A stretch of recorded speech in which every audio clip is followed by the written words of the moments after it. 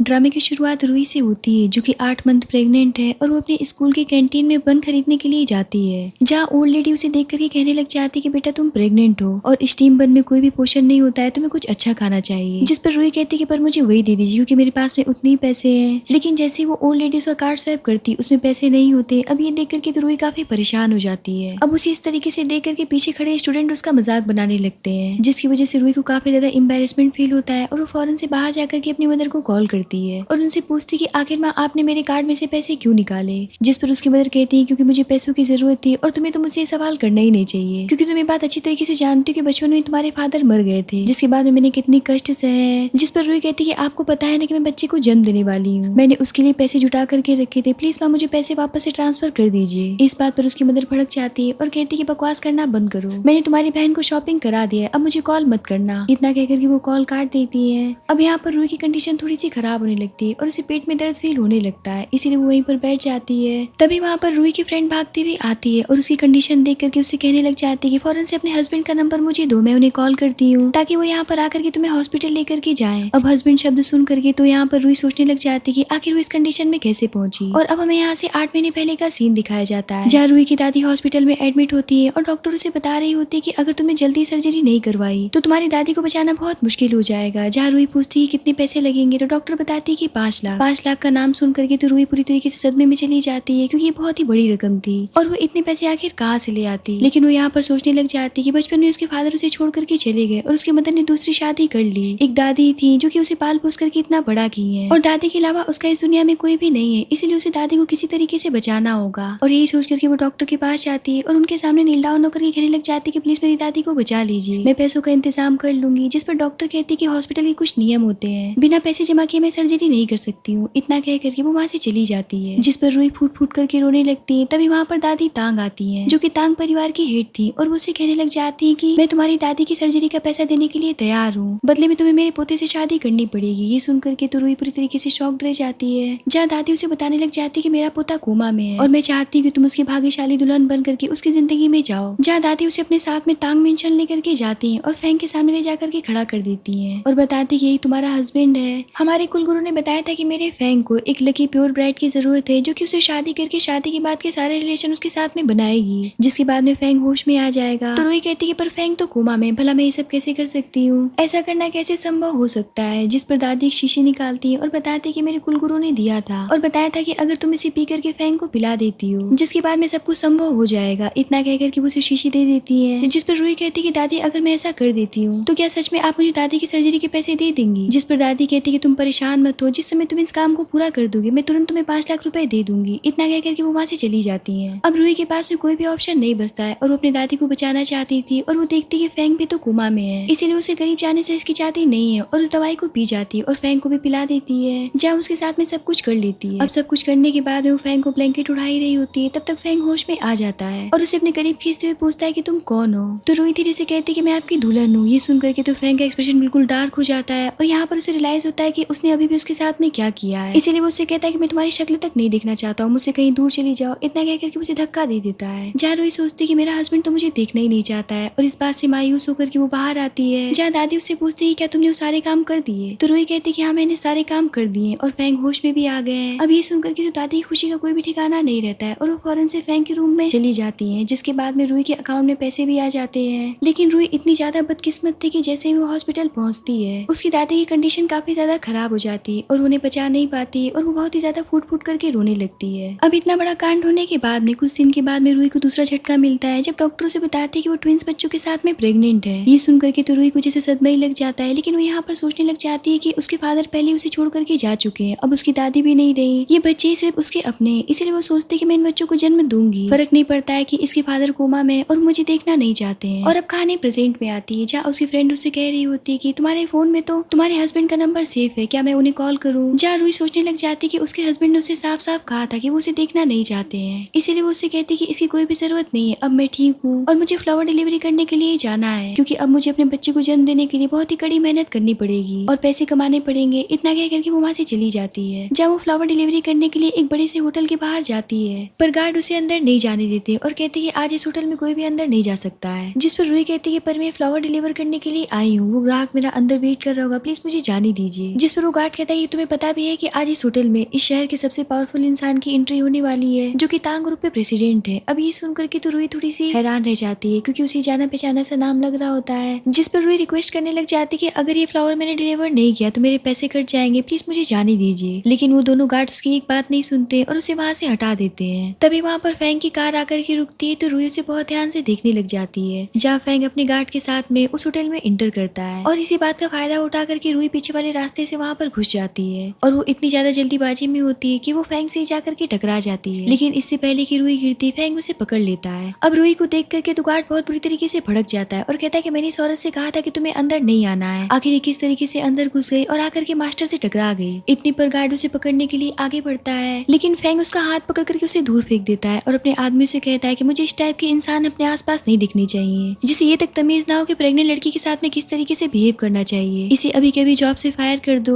इतने कहते कि देरी नहीं कि फैंग के गार्ड उसे पकड़ करके वहाँ से लेकर के चले जाते हैं। जा रूही तो फैंग को देखी जा रही होती है और अचानक से उसे हबी कह देती है। अब हबी शब्द सुन करके तो फैंग पूरी तरीके से शॉक रह जाता है और कहता है कि क्या कहा तुमने, जिस पर रूही फिर से उसे हबी पुकारती है। ये सुनकर के फैंग उसे ऊपर से लेकर के नीचे तक देखते हुए कहता है कि ये तरीका बहुत पुराना हो गया लोगों को फंसाने का, इसलिए इस तरीके की बात दोबारा मत करना। इतना कह करके वो वहाँ से चला जाता है। जा रूही सोचने लग जाती है कि लगता है कि मुझे कोई गलत फहमी हो गई है, मेरे हस्बैंड तो कोमा में, भला वो चल फिर कैसे सकते हैं, खैर मुझे तो मेरा फ्लावर डिलीवर करना था। इतना कह करके वो फ्लावर उठाती है और वहाँ से चली जाती है। दूसरी तरफ हम फैंग को देखते हैं जो कि अपने फ्रेंड यूजो के साथ में बैठा होता है, जहाँ यूजो कह रहा होता है कि मुझे पता चला है कि 8 महीने पहले दादी ने तुम्हारी शादी एक अनजान लड़की से करवा दी थी जब तुम होश में नहीं थे, लेकिन उस लड़की ने तुम्हारी बेहोशी का नाजायज फायदा उठाया। दादी तो चाहती थी कि वो तुम्हें बच्चा दे, लेकिन वो लड़की पैसे लेकर के भाग गई। वो कितनी अजीब होगी। जिस पर फैंग कहता है कि अगर भविष्य में वो लड़की मुझे कभी मिल जाती तो मैं उसे फौरन से डिवोर्स दे दूंगा। तो यूजो कहता है कि तुमने बिल्कुल सही सोचा, वैसे इन सभी बातों को भूल जाओ, मैंने तुम्हारे लिए बहुत सारी खूबसूरत लड़कियों का अरेंजमेंट किया है। इतना कहकर के वो बहुत सारी खूबसूरत लड़कियों को वहाँ पर बुलाता है, लेकिन फैंग तो उन्हें बिल्कुल भी नहीं देख रहा होता है। जिस पर यूजो उसके पास जाकर कहता है कि प्लीज यार एक नजर उठा के तो देखो ये कितनी सुंदर लड़कियां हैं। लेकिन फैंग की निगाह तो रूही पर होती है, जो कि ग्राउंड फ्लोर पर सबसे पूछ रही होती है कि आखिर उसका फ्लावर किसने ऑर्डर किया था। फैंग की तो निगाह जैसे उसके ऊपर चिपक जाती है और वो उसे घूरे ही जा रहा होता है। अब ये बात यूजो नोटिस कर लेता है और कहता है कि ब्रदर कहीं तुम पागल तो नहीं हो गए हो, तुम उस छोटी प्रेग्नेंट लड़की को देख रहे हो, क्या तुम उसे पसंद करते हो। जिस पर फैंग कहता है कि मैं ये देख रहा हूँ कि वो प्रेग्नेंट है, ऊपर से वो कितनी मेहनत कर रही है, पता नहीं उसका हस्बैंड कैसा है जो कि उसका ख्याल नहीं रख सकता। जिस पर यूजो कहता है कि मुझे तो लगता है कि उसका हस्बैंड मर गया, और वैसे भी ऐसे पति को तो मर ही जाना चाहिए जो कि अपने प्रेग्नेंट वाइफ का ख्याल न रखते हो। अब इतने पर तो फैंग को छींक आ जाती है, जैसे कि वो उसी को सारी बातें सुना रहा हो। अब ये देख कर के यूजो कहता है कि मैं तो किसी और को गालियां दे रहा हूँ, भला तुम्हें क्यों छींक आ रही है, लगता है कि ब्रदर तुम्हें कोई और बहुत बुरी तरीके से गालियां दे रहा है। इस बात का फैंग कोई जवाब नहीं देता है और वहाँ से उठ करके चला जाता है। जहाँ यूजो उसके सामने के रखे हुए ग्लास को उठा करके सोचता है कि मेरी दवाई तो काम कर ही जाएगी। अब फैंग किसी और लड़की से दूर नहीं भाग सकता है और यही सोच करके वो एक लड़की को मौका देता है फैंग के करीब जाने का और कहता है कि अच्छे से अपना काम करना। ये सुन करके तो लड़की काफी ज्यादा खुश हो जाती है और फौरन से फैंग के पीछे चली जाती है। वहीं हम फैंग को देखते हैं जो कि नशे में धुत अपने होटल रूम में इंटर करता है और काफी तेज से दरवाजे को बंद करता है, जिसकी वजह से प्लेट नीचे गिर जाती है। तभी वहाँ पर रूही आती है और उस प्लेट को उठा करके डोर पर चिपकाने की कोशिश करती है, पर डोर तो खुला हुआ होता है, इसीलिए वो अंदर चली जाती है। इधर फैंग उस ड्रिंक की वजह से पागल हुआ जा रहा होता है और वो अपने जैकेट को उतार रहा होता है और सोच रहा होता है कि आखिर मुझे इतनी हॉटनेस क्यों फील हो रही है, और वो यहाँ पर किसी तरीके से खुद को शांत करने की कोशिश कर रहा होता है। तब तक वहाँ पर रूही उसके सामने आ जाती है, जिसे देख करके वो हैरान रह जाता है और रूही भी उसे देख करके हैरान रह जाती है। तभी फैंग के पास में यूजो का कॉल आता है और वो कहता है कि मुझे पता है कि ब्रदर तुम इस समय बहुत ही ज्यादा हॉट फील कर रहे होगे, मैंने तुम्हारी लड़की का इंतजाम कर दिया है और उसे तुम्हारे रूम में भी भेज दिया है। अब ये सुन करके तो रूही को देख करके फैंग को गलतफहमी हो जाती है और उसे लगता है कि यूजो ने रूही को ही भेजा है, इसीलिए वो उससे पूछता है कि कितने पैसे चाहिए तुम्हें। जहाँ रूही 500 बोलती है, लेकिन फैंग को तो समझ में नहीं आ रहा होता है और वो सोचता है कि वो उससे 5 मिलियन मांग रही है। यहाँ पर फैंग उसे खींच करके अपने गोद में बिठा लेता है और उसे बहुत ध्यान से देखने लग जाता है और उसे कहने लग जाता है कि क्या तुम इस तरीके के काम बाहर आकर के करती हो।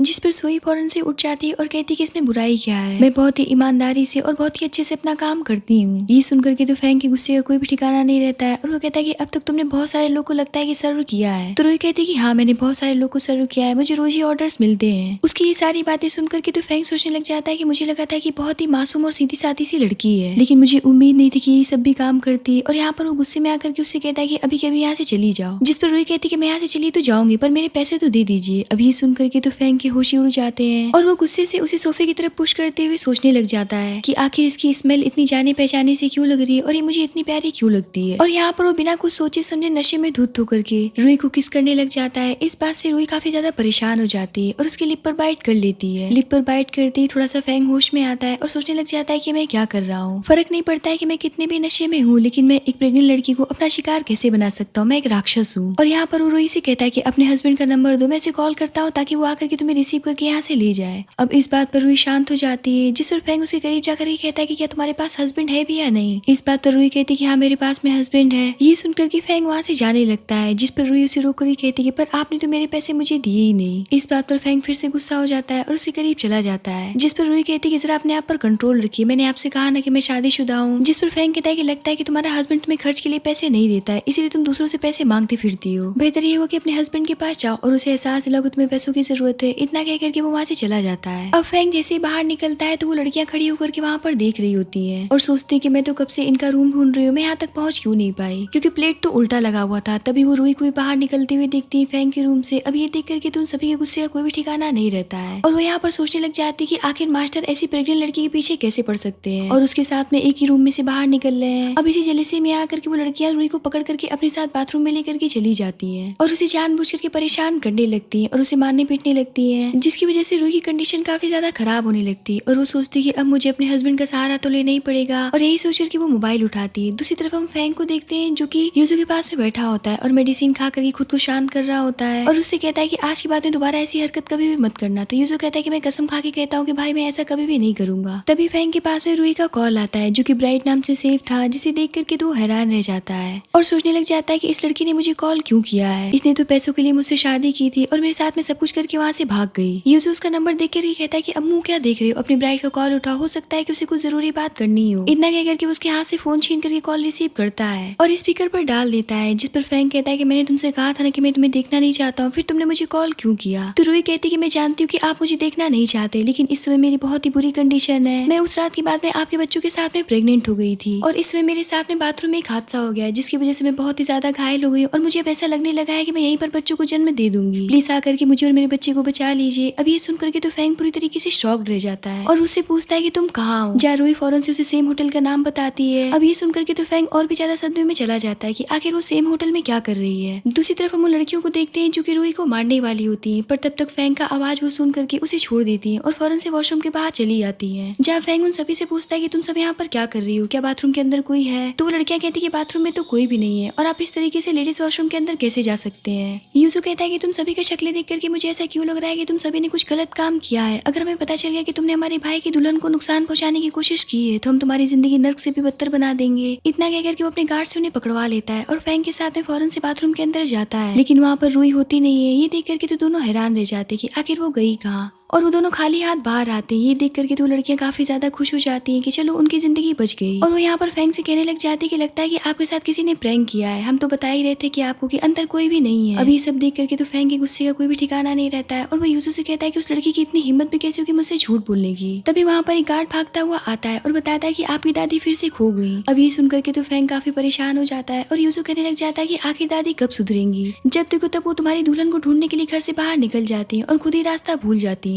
इधर रूही किसी तरीके से भागने में वहाँ से कामयाब हो जाती है और बाहर निकल तो आती है, लेकिन उसकी कंडीशन इतनी ज्यादा खराब होती है कि वो रास्ते में ही बेहोश हो जाती है, जिसे देख करके वहाँ पर लोगों की भीड़ लग जाती है। वहीं पर हम दादी को देखते हैं जो कि पागलों की तरह रूही को ढूंढ रही होती है और वहाँ पर भीड़ देख करके जैसे वो उसके नजदीक जाती है वो रूही को देख करके पूरी तरीके से शॉक्ड रह जाती है और कहती है कि बेटा तुम यहाँ पर क्या कर रही हो। और जैसे ही वो उसके बेली को देखती है तो वो और भी ज्यादा सदमे में चली जाती है। तो यहाँ पर उन्हें पता चल जाता है कि वो तो प्रेग्नेंट है और वो किसी तरीके से लोगों का सहारा लेकर के उसे हॉस्पिटल में एडमिट करवाती है, जहाँ डॉक्टर चेक करके बताती है कि परेशान होने की कोई भी जरूरत नहीं है, बच्चे बिल्कुल ठीक है और किसी भी समय बच्चों को जन्म दे सकती है। ये सुनकर के तो दादी की खुशी का कोई भी ठिकाना नहीं रहता है और उसे फौरन से गले से लगा लेती है। जहाँ रूही कहती है कि दादी आप मुझे इतने बड़े हॉस्पिटल में क्यों लेकर के आई हैं, मेरे पास तो इतने पैसे भी नहीं है कि मैं यहाँ का बिल चुका सकूँ। ये सुनकर के तो दादी का दिल टूट जाता है और उससे पूछती है क्या तुम्हारे पास में एकदम पैसे नहीं है। और वो कहती है कि तुम इतने बड़े खानदान की बहू होकर के इस तरीके से पैसों के लिए तरस रही हो, मैं अभी के अभी तुम्हारे अकाउंट में मिलियंस ट्रांसफर करवाती हूँ, तुम परेशान मत हो। अभी सुनकर के तो रूही पूरी तरीके से हैरान रह जाती है, जहाँ दादी कहने लग जाती है कि तुम्हें पता भी है कि तुम्हारा हस्बैंड कौन है।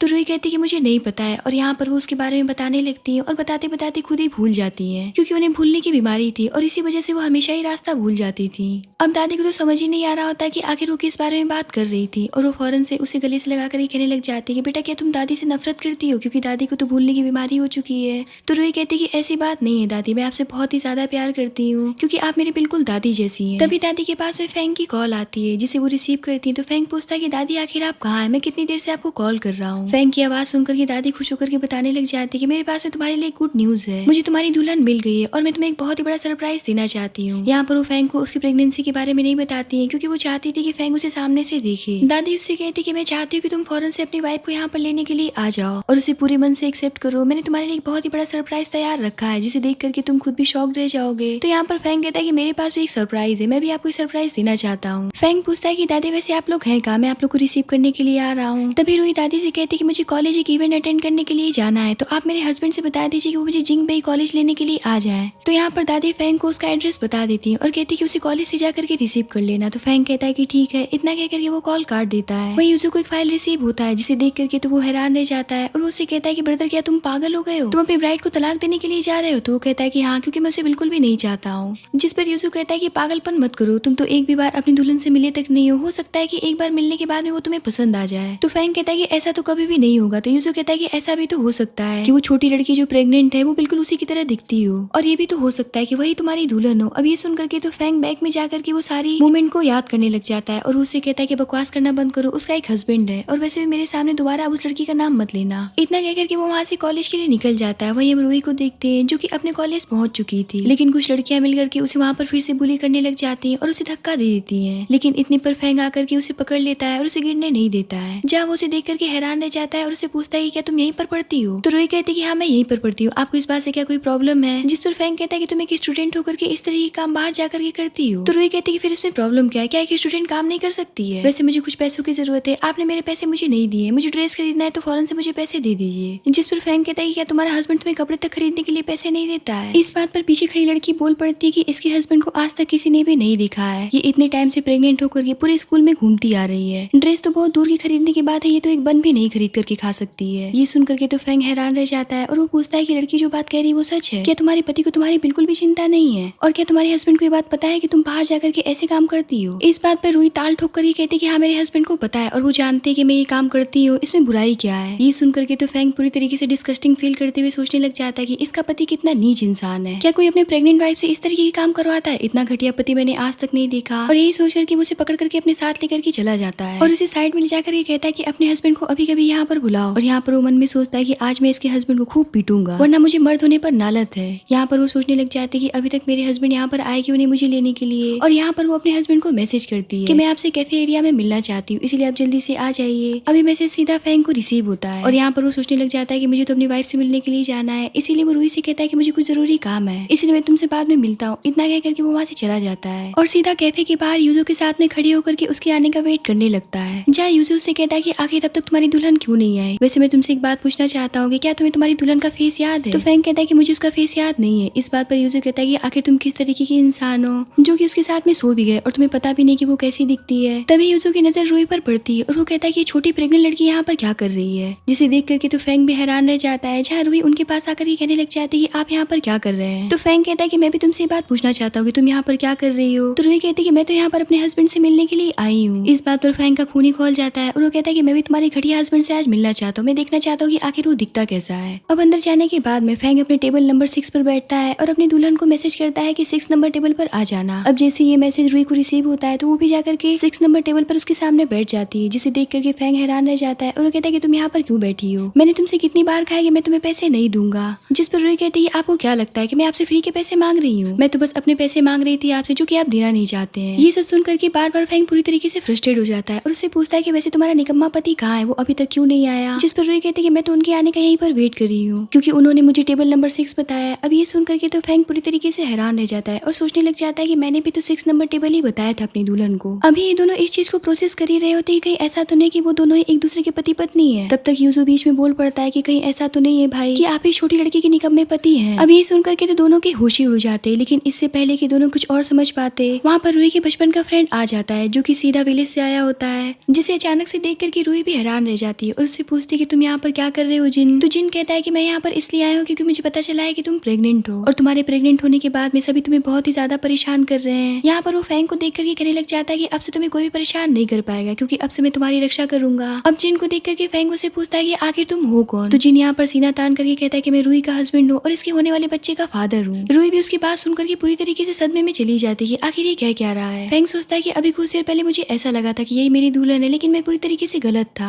जहाँ जिन उसका हाथ पकड़ करके उसे अपने साथ लेकर के जाने लगता है, लेकिन फैंग भी रूही का हाथ पकड़ करके उसे रोक लेता है और कहता है कि तुम इसके साथ में कहीं भी नहीं जाओगी। तो जिन कहता है कि क्या बकवास कर रहे हो। तो फैंग कहता है कि मैं तुमसे बहुत दिन से मिलने के लिए बेकरार था क्योंकि मैं तुम्हारा फेस तोड़ना चाहता हूँ। इतना कह करके वो उसे एक जोरदार पंच मारता है, जिसे देख करके यूजो चिल्ला पड़ता है और कहता है कि भाई तुम एक प्रेग्नेंट लड़की के चक्कर में मारपीट नहीं कर सकते हो। जहाँ रूही भी जिन को मारने से उसे रोकती और कहती कि आप ऐसा नहीं कर सकते हैं, जिस पर फैंग उसका हाथ पकड़ करके उसे जबरदस्ती अपने साथ बाहर लेकर के जाता है। जहाँ रूही वहाँ से जाने लगती है तो उसे पकड़ करके जबरदस्ती किस करने लगता है, जिस पर रूही उसे खुद से दूर करते हुए कहती है कहीं आप पागल तो नहीं हो गए। तो फैंग कहता है कि मैं तुमसे एक बात कहना चाहता हूँ कि अभी के अभी अपने हस्बैंड को तलाक दे दो। ये सुनकर के रूही कहती है क्या कहा आपने। तो फैंग कहता है कि ऐसा पति होने से तो अच्छा है कि ना रहे जो कि तुम्हें 2 वक्त का खाना, कपड़ा और रहने की जगह नहीं दे सकता और तुमसे ऐसे काम करवाता है। जिस पर रूही कहती है कि मेरी परेशानी ना कि आपकी परेशानी, इसलिए इस बारे में बात करने की कोई भी जरूरत नहीं है। ये सुनकर के तो फैंग के गुस्से का कोई भी ठिकाना नहीं रहता है और वो उसे कहता है कि तुम्हें तो उस आदमी को तलाक देना ही पड़ेगा। इतना कह करके उसे फिर से किस करने लगता है, जहाँ वो रूही के बच्चे का किक महसूस करता है, जिसे देख करके तो वो हैरान रह जाता है। तो रूही कहती है कि मेरे बच्चे भी आपको बिल्कुल भी पसंद नहीं करते हैं क्योंकि आप एक नंबर 1 के सन की इंसान है। जहाँ फैंग सोचने लग जाता है कि हालांकि ये बच्चे मेरे नहीं है, लेकिन फिर भी मुझे इन्हें टच करने का मन क्यों कर रहा है। और इतना कह करके वो उसके बेली को टच करता है और सोचता है कि मुझे इतना सुकून क्यों मिल रहा है, लेकिन रूही उसका हाथ अपने बेली पर से हटा करके वहाँ से गुस्से से चली जाती है। तभी वहाँ पर यूजो आता है और कहता है कि आखिर तुम्हें हो क्या गया है, तुम इस तरीके की हरकत भी करने लग गए हो। जहाँ फैंग धीरे से कहता है कि अभी भी उसने मुझसे कहा कि वो ट्विंस बच्चों के साथ में प्रेग्नेंट है। ये सुनकर के यूजो कहता है कि क्या उसका पति इतना सक्षम है कि उसने 2 बच्चों के साथ में उसे प्रेग्नेंट कर दिया है, क्या बात है। लेकिन मुझे एक बात समझ में नहीं आ रहा है कि किसी इंसान का ऐसा टेस्ट कैसे हो सकता है कि वो एक प्रेग्नेंट लड़की के पीछे पागल हो जाए। अब इस बात का फैंग कोई भी जवाब नहीं देता है।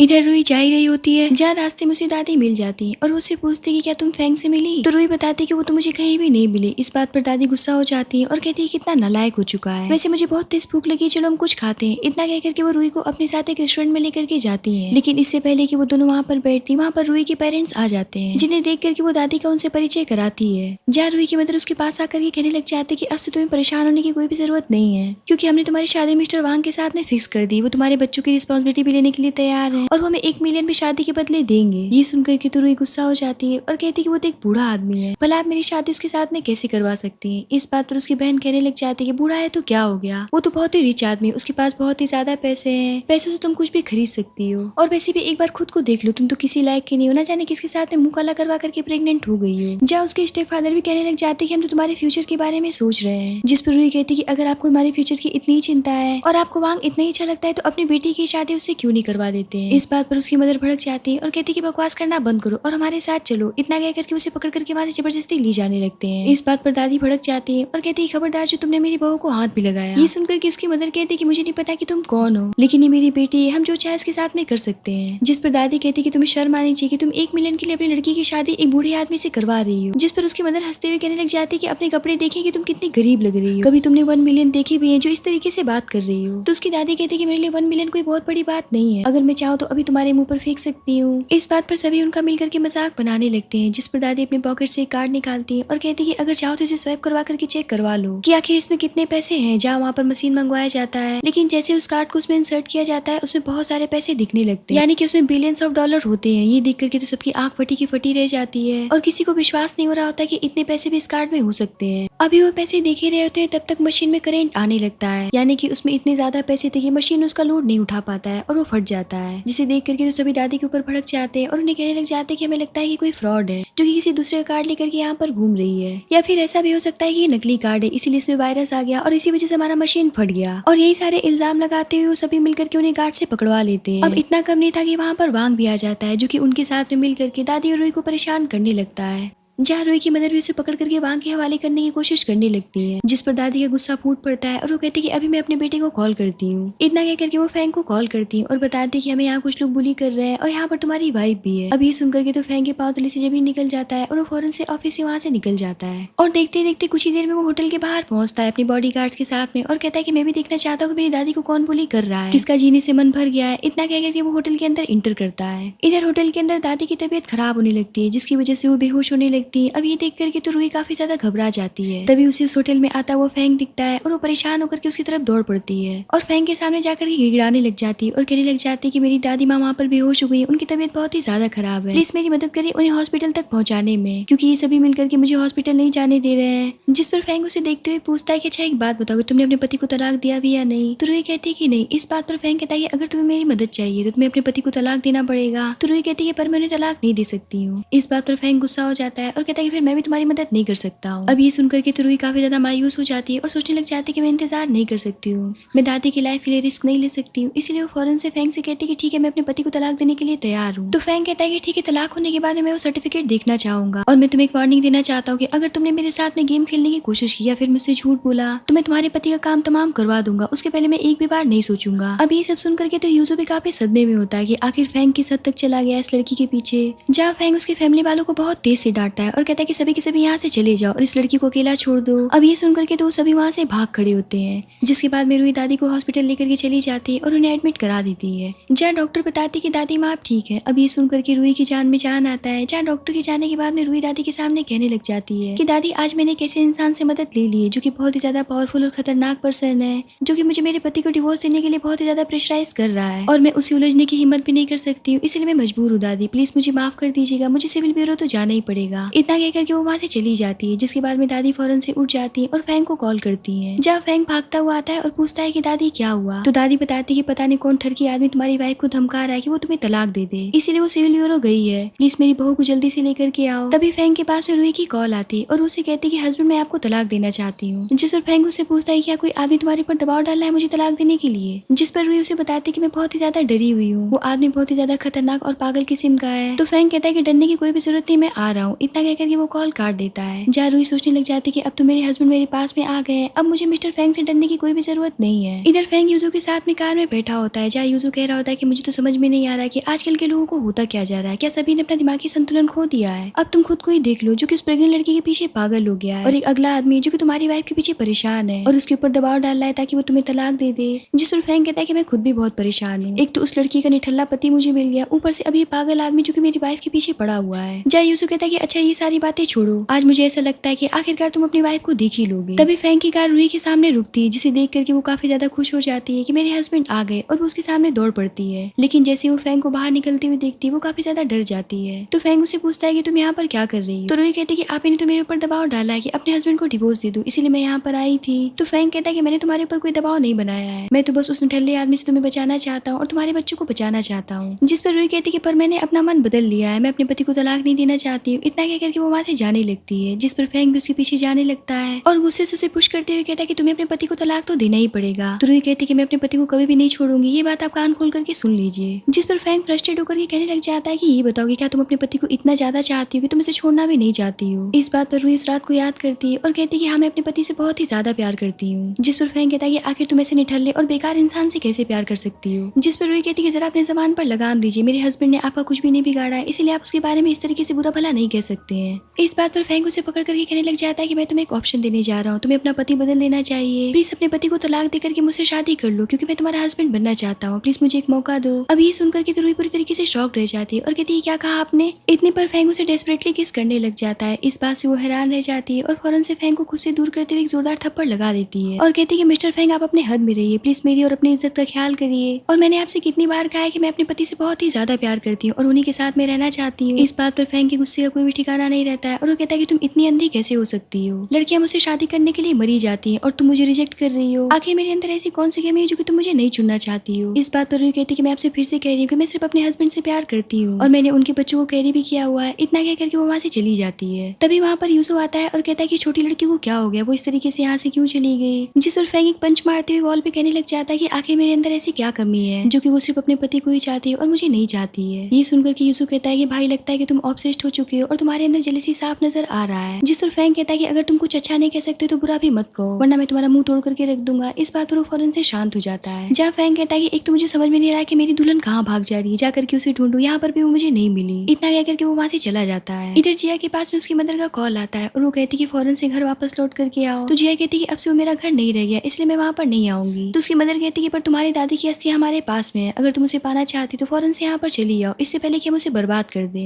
ये सुन करके तुरुई काफी ज्यादा घबरा जाती है और कहती है प्लीज मैं ऐसा मत करिएगा, मैं अभी के अभी घर आ रही हूँ। इतना कह करके वो कॉल करके फौरन से वहाँ से चली जाती है। दूसरी तरफ फैंग अपनी दादी के पास वापस हॉस्पिटल पहुंचता है तो दादी पूछती है कि मेरी बहू कहाँ है। तो फैंग बताता है कि वो तो हमें कहीं भी नहीं मिली। जहाँ यूजू भी कहने लग जाता है कि दादी हमने उसे बहुत ही ज्यादा ढूंढा, लेकिन वो चूहिया की तरह कहीं हमेशा ही गायब हो जाती है। अब ये सुनकर के तो दादी काफी ज्यादा टेंशन में चली जाती है और कहने लग जाती है कि मुझे लगता है कि उसके घर वाले उसे उठा करके लेकर के चले गए, जो कि बहुत ही ज्यादा बुरे लोग हैं। हमें जल्दी से चल करके उन लालचियों के मुंह पर पैसे और गिफ्ट्स फेंक करके हमारी बहू को वापस लाना पड़ेगा ताकि वो उसका पीछा छोड़ दे। जिस पर फैंग कहता है कि पर मैं उस लड़की को नहीं चाहता हूँ। अब ये सुनकर के दादी कहती है क्या कहा तुमने। इतना कह करके वो बीमारी का नाटक करके रोने लगती है। जिस पर फैंग कहता है कि अच्छा ठीक है दादी, मैं चलने के लिए तैयार हूँ। अब ये सुनकर के दादी काफी ज्यादा खुश हो जाती है और उनकी आंखें चमक उठती हैं। जहाँ यूजो फैंग से अकेले में कहने लग जाता है कि पर तुम तो छोटी लड़की से प्यार करते हो ना। तो फैंग कहता है कि पर वो तो सिर्फ अपने पति से प्यार करती है, ना कि मुझसे प्यार करती है, इसीलिए मैंने अभी डिसाइड किया कि अब मैं उसके पीछे नहीं जाऊंगा। जिस पर यूजो कहता है कि पर तुम अपनी दुल्हन को भी नहीं चाहते हो। तो फैंग कहता है कि क्या फर्क पड़ता है, पर दादी तो उसे बहुत ही ज्यादा पसंद करती है और उस लड़की को मेरे पैसे पसंद है और मेरे पास पैसों की कमी नहीं है। इतना कह करके वो वहाँ से चला जाता है। इधर रूही अपने मदर के घर पहुंच करके उनसे दादी का अस्थि कलश मांगने लगती है। जिस पर वो उसे एक जोरदार थप्पड़ लगाते हुए कहती कि हम यहाँ पर तुम्हारी लाइफ को लेकर कितना ज्यादा परेशान है, उसे सेटल करना चाहते हैं और तुम किस नाजायज बच्ची को लेकर के भागती फिर रही हो। जिस पर वांग भी कहने लग जाता है कि देखो मिस्टर फैंग ने तुम्हारी मदद तो जरूर की, इसका मतलब ये नहीं कि वो तुमसे शादी करेंगे। जिस पर रूही कहती कि इसका मतलब ये भी नहीं कि मैं तुमसे शादी कर लूंगी, मैं तुमसे कभी भी शादी नहीं करूंगी। तभी वहाँ पर एक मेड भागती हुई आती है और बताती कि तांग परिवार की तरफ से बहुत सारे दहेज में गिफ्ट्स आए हैं क्योंकि वो हमारे गू परिवार की बेटी से शादी करना चाहते हैं। अब ये सुनकर के उसके पेरेंट्स को लगने लग जाता है कि फैंग ने उनकी बेटी यान को पसंद कर लिया है और अब उनकी बेटी इतनी अमीर परिवार की बहू बनने जा रही है। अब यही सोच करके वो लोग यान को काफी अच्छे से तैयार करके कुछ रिश्तेदारों को भी इन्वाइट कर लेते हैं जो कि यान की तारीफें किए जा रहे होते हैं और वहीं पर रूही को काफी ज्यादा जलील करने लगते हैं और उसे जलील करने का एक भी मौका नहीं छोड़ते हैं। तभी वहाँ पर तांग परिवार की तरफ से बहुत सारे बॉडीगार्ड्स महंगे गिफ्ट्स, गोल्ड्स और कार्ड लेकर के आते हैं, जिसे देख करके तो सबकी आंखें फटी की फटी रह जाती है। रूही अपनी मदर से कलश मांगने की कोशिश करती है, लेकिन उसकी मदर उससे कहने लग जाती है कि इस यूजलेस लड़की को पकड़ करके अंदर लेकर के जा करके बंद कर दो, क्योंकि मुझे इस बात का डर है कि कहीं ये मेरी बेटी की शादी बर्बाद ना कर दे।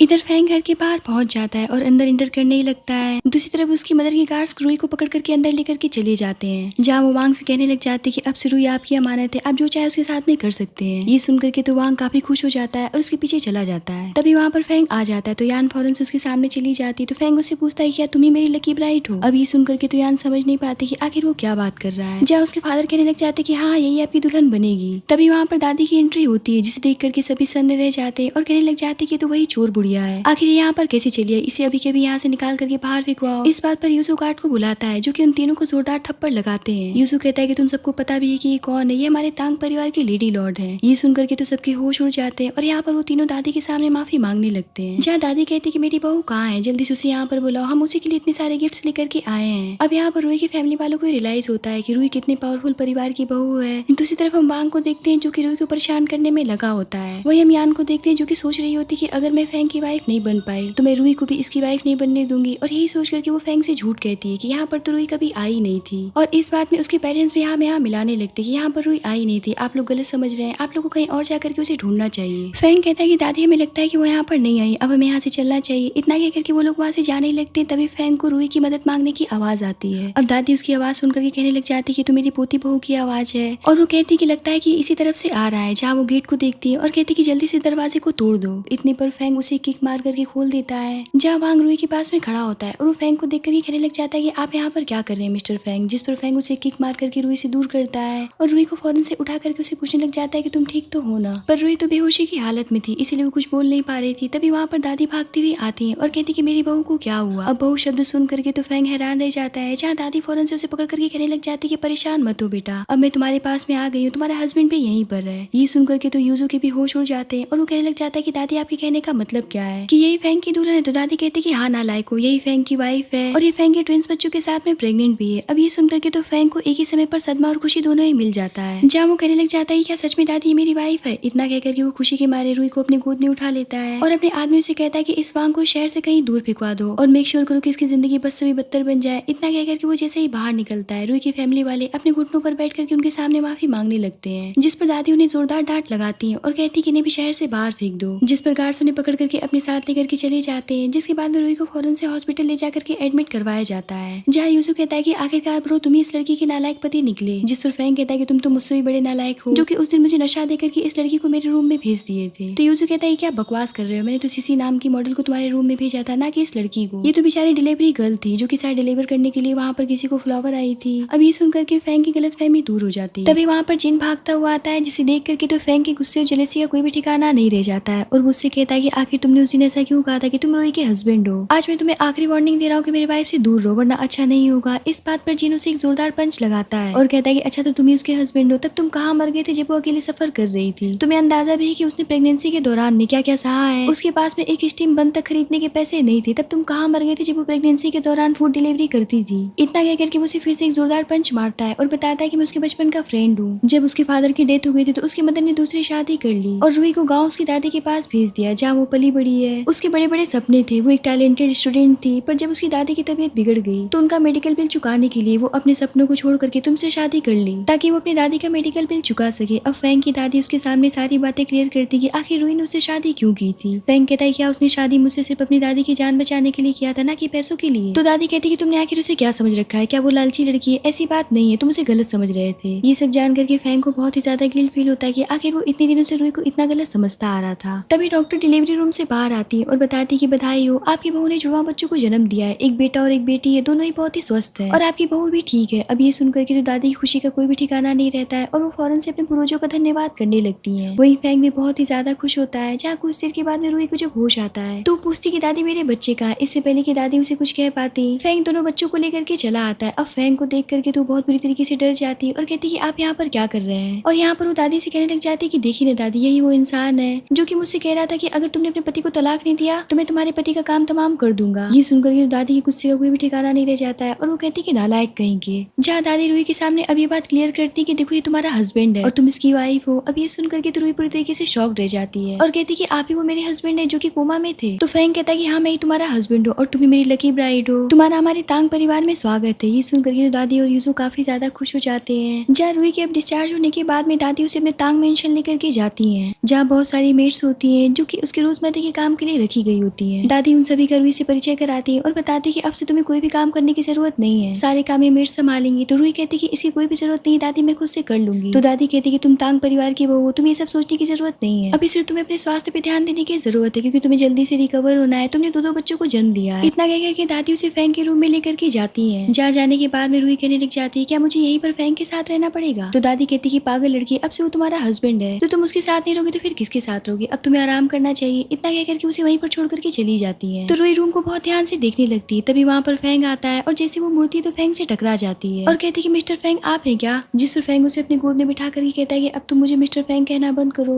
मुझे तुम्हारे मुंह से हबी सुनना है, इसीलिए फौरन से अब से मुझे हबी कहो। जिस पर रुई बहुत ज्यादा शर्माते हुए हबी बोलती है। इस बात पर फैंग उसे गले से लगा लेता है और उससे कहता है कि प्लीज मुझे माफ कर देना, मेरी वजह से तुम्हें कितना कुछ सहना पड़ा है, मुझे जरा सा भी अंदाजा नहीं था, लेकिन अब से मैं तुमसे वादा करता हूँ कि तुम्हारा और अपने बच्चों का बहुत अच्छे से ख्याल रखूंगा और तुमसे बहुत ही ज्यादा प्यार करूंगा। इतना कहकर के वो उसे किस करने के लिए आगे बढ़ता है, जिस पर रुई कहती है कि अभी हम ये सब नहीं कर सकते हैं क्योंकि दादी ने मना किया है। जिस पर फैंग कहता है कि मैं ज्यादा कुछ करने की नहीं सोच रहा हूँ, बस मुझे अपनी प्यारी सी वाइफ को किस करना है, एक छोटा सा किस। इस बात पर रुई कुछ कहती नहीं है, जहाँ फैंग उसे बहुत प्यार से किस करता है। तभी वहाँ पर दादी आ जाती है और इन दोनों को किस करता हुआ देख करके तो शॉक रह जाती है और उनके हाथ से प्लेट छूट जाता है। अब यहाँ पर दादी फैंग के ऊपर भड़क जाती है और कहती है कि बदमाश कहेंगे, मैंने तुमसे कहा था ना कि बहू को रिकवर होने का टाइम चाहिए, आखिर तुम इस तरीके से बीस्ट कैसे बन सकते हो, अभी कभी यहाँ से निकल जाओ, जब तक कि बहू रिकवर नहीं हो जाती तब तक तुम स्टडी रूम में सोओगे। इतना कहकर कि वो उसे पीटते हुए वहाँ से निकाल देती है, जहाँ वो रुई से कहती है कि अगर ये तुम्हें फिर से तंग करेगा तो मुझे बताना, मैं उसके हाथ पैर तोड़ करके रख दूंगी। जिस पर रुई कहती है कि आपका बहुत बहुत शुक्रिया दादी। तो दादी कहती है कि दादी तुम्हारे साथ हमेशा है, इसलिए तुम्हें कोई भी परेशानी उठाने की जरूरत नहीं है। इतना कहकर के उसे गले से लगा लेती है।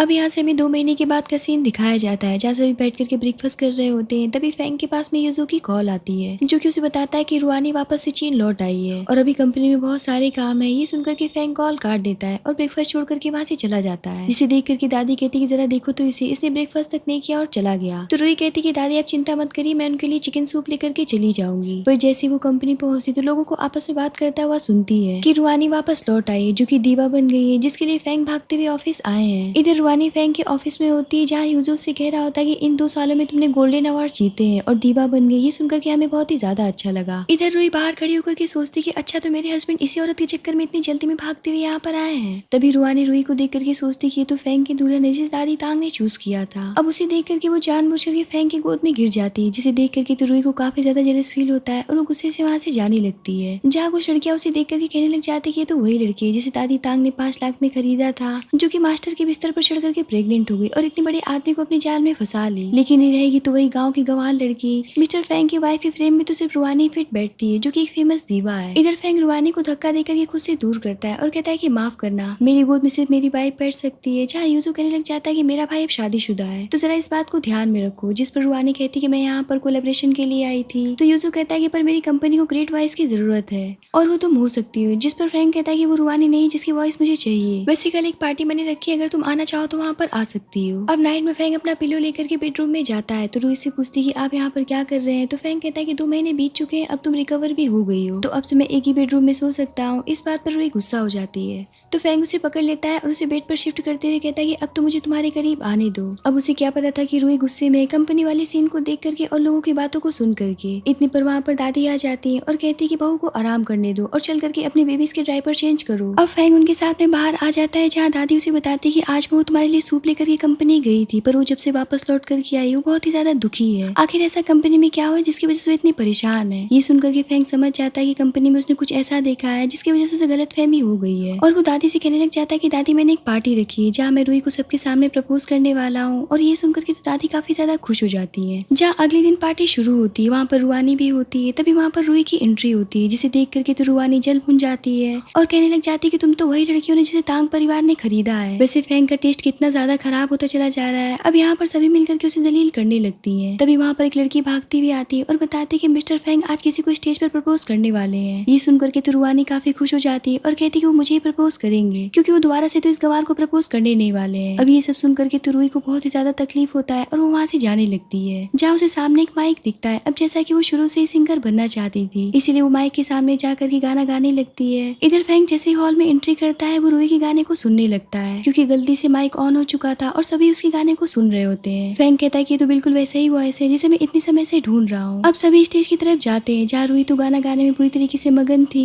तभी उसका फेस रिवील होता है, जिसे देख करके तो फैंग हैरान रह जाता है और वो उसके पास जाकर के कहता है कि तुम इतना अच्छा गाना गाती हो, मुझे आज तक पता नहीं था। इतनी प्यारी वॉइस सुन करके तो सभी रूही की तारीफें करने लग जाते हैं, जिसे सुन करके तो रुआनी की जलेसी का कोई भी ठिकाना नहीं रहता है। और वो यहाँ पर बोल पड़ती कि फैंग आज तो आप मुझे प्रपोज करने वाली थी ना, आखिर आप इन सभी चीजों में क्यों उलझ गए हैं। ये सुन करके रूही वहाँ से जाने लगती तो फैंग उसे पकड़ करके रोकता है और कहता है कि तुम कहाँ जा रही हो, वो भी इसकी बातों को सुन करके। इतना कह करके वो सबके सामने कहता है कि रूही मेरी वाइफ है और मेरे बच्चों की माँ है और आज मैं उसे सबके सामने दोबारा शादी के लिए प्रपोज करने वाला हूँ और ये पार्टी मैंने अपनी वाइफ के लिए ही रखा है। ये सुन करके तो रूही काफी ज्यादा खुश हो जाती है। तभी वहाँ पर दादी अपने बॉडीगार्ड्स के साथ में आती हैं और कहती है कि ये हुई ना मेरे पोते वाली बात। इतना कह करके वो रुआनी के पास जाती हैं और उसे एक जोरदार थप्पड़ लगाती हैं और कहती कि तुम यहाँ पर वापस अपना मुंह उठा करके क्यों चली आई, और आई तो आई, ऊपर से ये सपने देख रही कि मेरे शादीशुदा पोती के साथ में शादी करोगी। तुम्हारे जैसी गिरी हुई लड़की मेरी पोती बहू की जूते तक उठाने लायक की नहीं है। इतना कह करके दादी उसे पार्टी हॉल से बाहर फेंकवा देती है। अब यहाँ पर फैंग फाइनली रूही के सामने नील डाउन होकर के उसे शादी के लिए प्रॉपर्ली प्रपोज करता है और कहता है कि मुझे पहली नजर में तुमसे प्यार हो गया था। उस दौरान मैं बहुत ही ज्यादा जेलस और ऑब्सेसिव हो गया था, पर आज मैं तुम्हें पा करके बहुत ही ज्यादा खुश हूँ, प्लीज मुझे अपना हस्बैंड बना लो। इस बात पर रूही फौरन से हाँ कर देती है, जहाँ फैंग बहुत ही ज्यादा इमोशनल होकर के अपने कांपते हुए हाथों से उसे रिंग पहनाता है और कहता है कि तुम मेरी पहली और आखिरी मोहब्बत हो, आई लव यू। जिस पर रूही उससे कहती है कि मैं भी आपसे बहुत ही ज्यादा प्यार करती हूँ, वो भी पहले दिन से, आई लव यू टू। इस बात पर फैंग उसे किस करने के लिए आगे बढ़ता है, पर फिर वो रुक जाता है। जिस पर रूही पूछती है क्या हुआ, तो फैंग कहता है कि तुम मुझे वापस से बेडरूम में अपने साथ सोने दोगी ना कि फिर मुझे भगा दोगी। इस बात पर रूही हंस पड़ती है और उसे अपने करीब खींचते हुए बहुत प्यार से किस करती है और इसी प्यारे से मूवमेंट के साथ में इस ड्रामे के यहीं पर हैप्पी एंडिंग होती है।